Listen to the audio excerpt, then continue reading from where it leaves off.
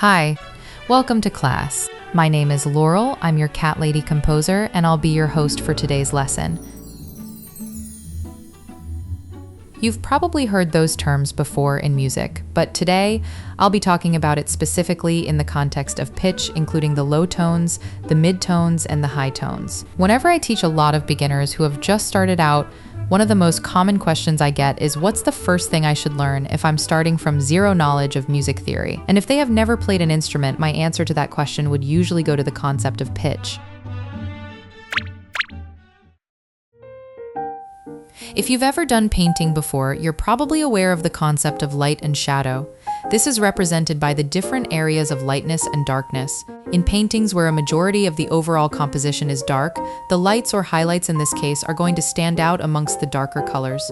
In fact, a lot of painters use this technique to draw our eyes to those areas. Now, let's compare this to the process of writing musical arrangements. Music works in a very similar way. When we talk about pitch, we're essentially talking about the same thing except just translated into sound.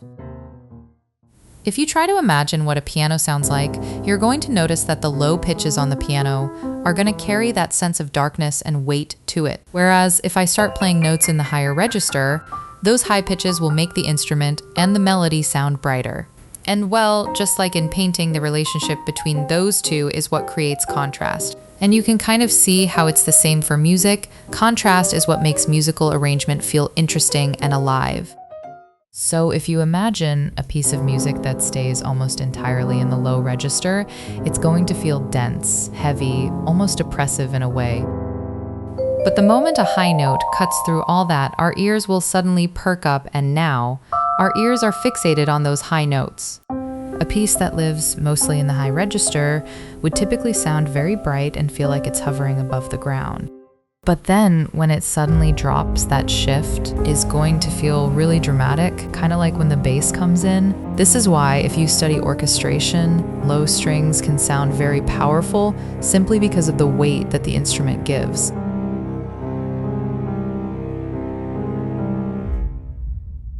Okay, that was unnecessarily dramatic, but yeah, I think you get the picture. This is actually one of the reasons I like to start with pitch when teaching beginners, because once you start hearing notes as light and dark rather than just high and low, a lot of other concepts in music theory start to click a lot faster.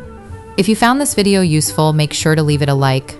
Obviously, I could go into more detail, but I just wanted to make this video as short and simple as possible since it's the first video. Of course, if you are someone that does play an instrument or have some experience with music, a lot of this might seem fairly obvious and intuitive. But I think it's good to point things out beforehand, since I'll be heavily referencing this idea in a lot of my future videos. So yeah, that's it for today's lesson. Thanks for watching.